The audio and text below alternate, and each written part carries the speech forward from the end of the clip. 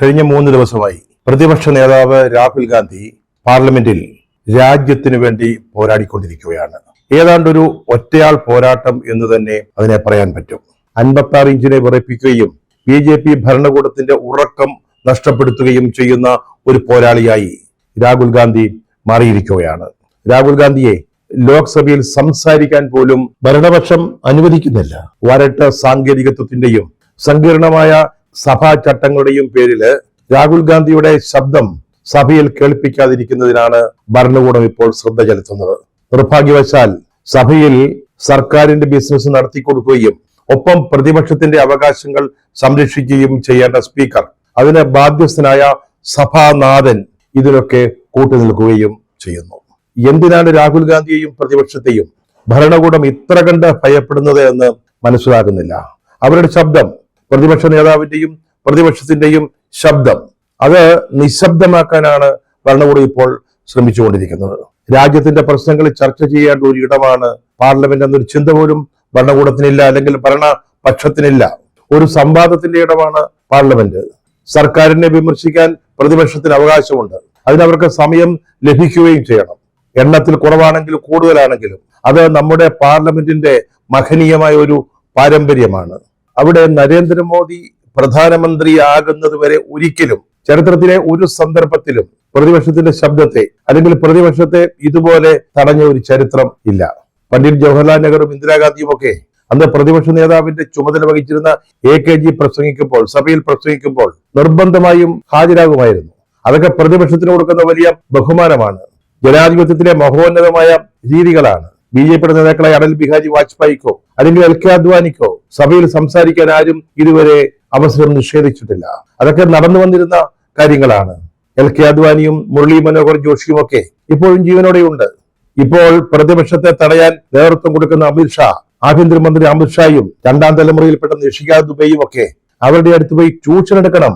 അവരുടെ മുമ്പിൽ ചെന്നിരുന്ന് പഠിക്കണം എങ്ങനെയാണ് പാർലമെന്റിൽ പ്രവർത്തിക്കേണ്ടതെന്ന്. പ്രത്യേകിച്ച് അധികാരം കിട്ടുമ്പോൾ, ഭരണകക്ഷിയായി മാറുമ്പോൾ എങ്ങനെ പ്രതിപക്ഷത്തോട് പെരുമാറണം, അത് അവരുടെ മുമ്പിൽ നിന്ന് ഇവർക്കൊക്കെ പഠിക്കാവുന്നതാണ്. 2 പ്രധാനപ്പെട്ട വിഷയങ്ങളുടെ പേരിലാണ് ഇന്നിപ്പോൾ ഭരണകൂടം അല്ലെങ്കിൽ BJP സർക്കാർ, നരേന്ദ്രമോദിയുടെ സർക്കാർ അല്ലെങ്കിൽ നരേന്ദ്രമോദി പ്രതിപക്ഷത്തിന് മുമ്പിൽ അന്താളിച്ചു നിൽക്കുന്നത്. മറുപടിയില്ലാതെ പ്രതിപക്ഷത്തിന്റെ ചോദ്യങ്ങൾക്ക് ഉത്തരം നൽകാനാവാതെ വിറങ്ങലിച്ചു നിൽക്കുന്നത്.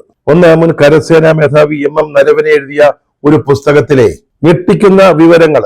രാജ്യം അത് വായിച്ചാൽ ഞെട്ടിപ്പോകും, അത്ഭുതപ്പെടും. ഇങ്ങനെയാണോ ഒരു സർക്കാർ പ്രവർത്തിക്കേണ്ടെന്ന ചിന്ത അവരുടെ മനസ്സിലുദിക്കും. ആ പരാമർശങ്ങൾ.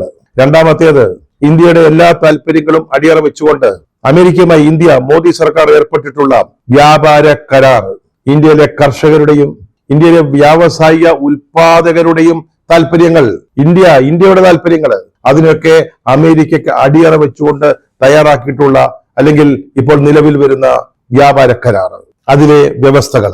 4 സ്റ്റാർസ് ഓഫ് ഡെസ്റ്റിനി എന്ന പേരില് നരവനെ എഴുതിയ ഈ പുസ്തകം, അതിന്റെ ഉള്ളടക്കം അത് സർക്കാരിനെ വല്ലാതെ ഞെട്ടിച്ചിരിക്കുകയാണ്. സർക്കാരിനെ മാത്രമല്ല, അത് ഇന്ത്യയിലെ ജനങ്ങളെ ഞെട്ടിച്ചിരിക്കുകയാണ്. 56 ഇഞ്ചിന്റെ നെഞ്ചളവിനെ കുറിച്ചുള്ള പൊങ്ങച്ചം പറച്ചിലുകളൊക്കെ വെറും സോപ്പ് കുമളകളായിട്ട് ഇപ്പോൾ മാറിയിരിക്കുകയാണ്.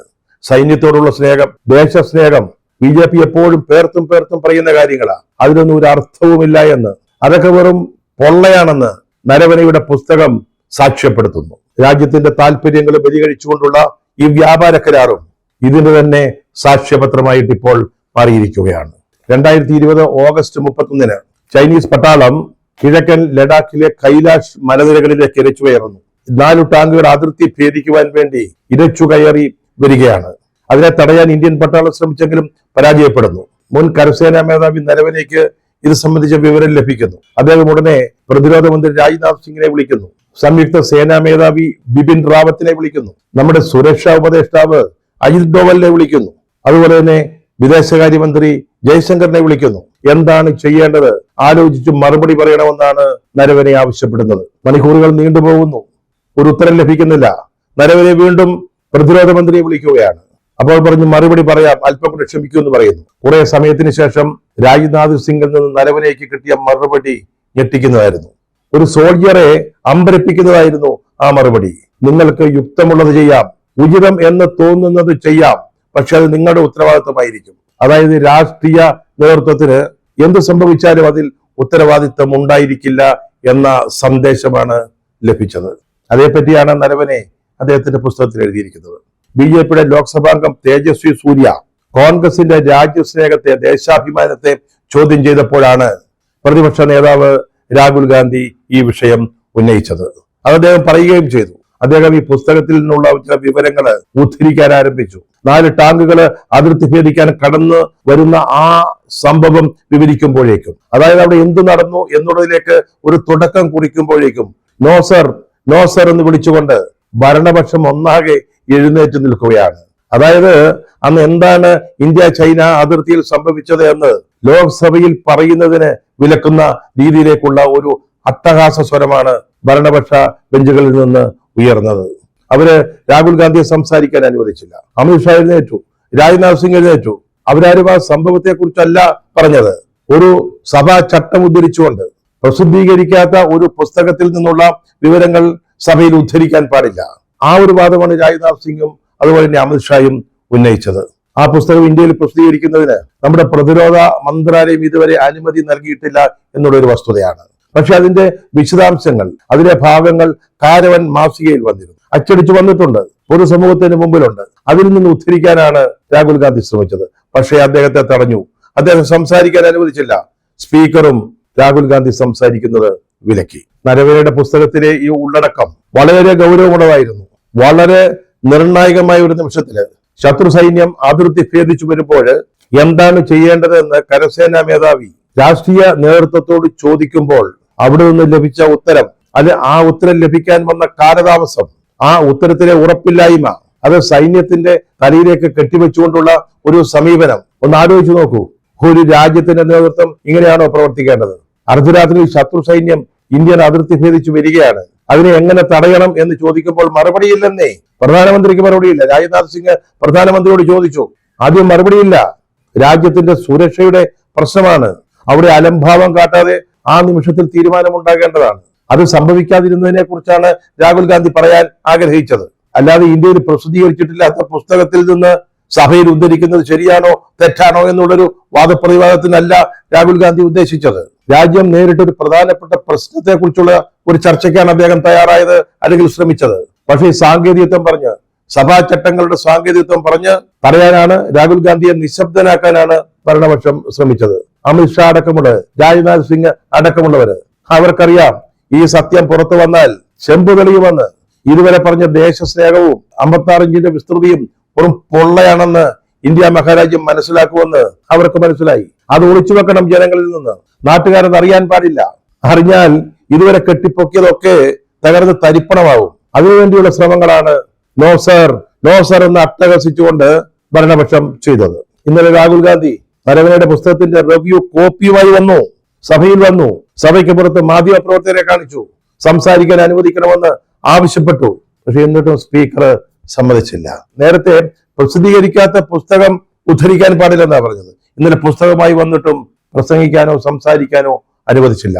എന്തിനാണ് രാഹുൽ ഗാന്ധി എന്ന് പറയുന്ന വ്യക്തിയെ ഇത്ര കണ്ട് BJP പേടിക്കുന്നത്? ഓരോ പാർലമെന്റ് സമ്മേളനത്തിലും നമ്മളത് കാണുന്നതാ. ഒരു രാഹുൽ ഗാന്ധി പേടി.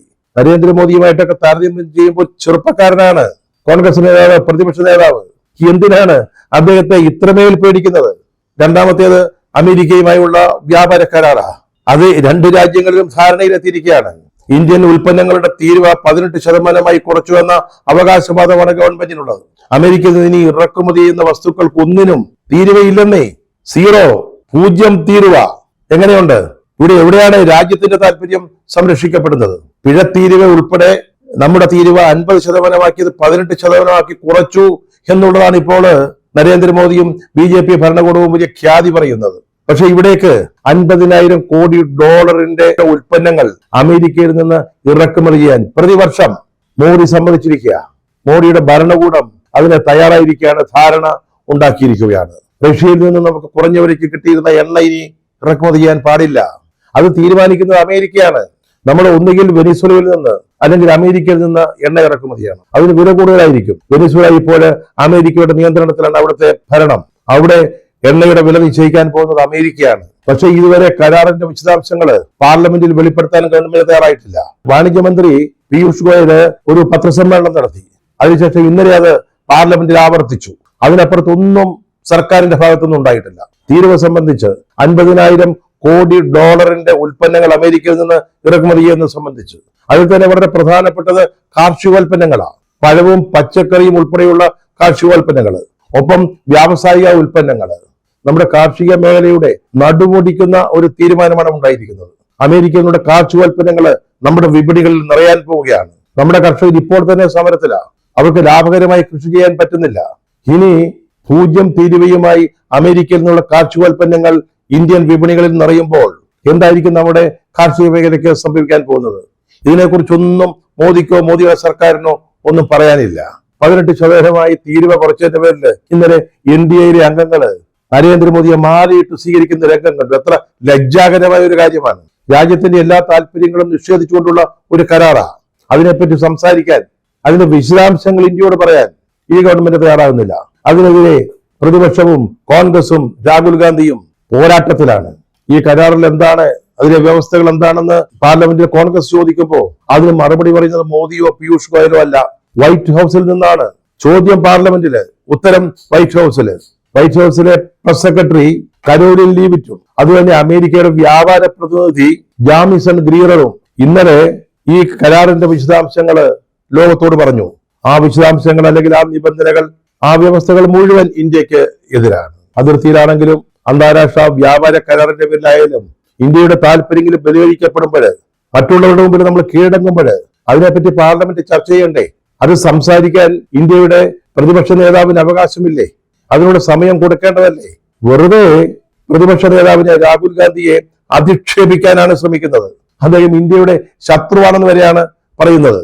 അദ്ദേഹത്തിന് പാർലമെന്റിൽ പ്രസംഗിക്കാൻ അവസരം കിട്ടണമെന്ന് പറയുമ്പോൾ അദ്ദേഹത്തിന് പാർലമെന്റിനോട് ബഹുമാനമില്ലെന്നാണ് ഭരണകക്ഷി അംഗങ്ങൾ കുറ്റപ്പെടുത്തുന്നത്.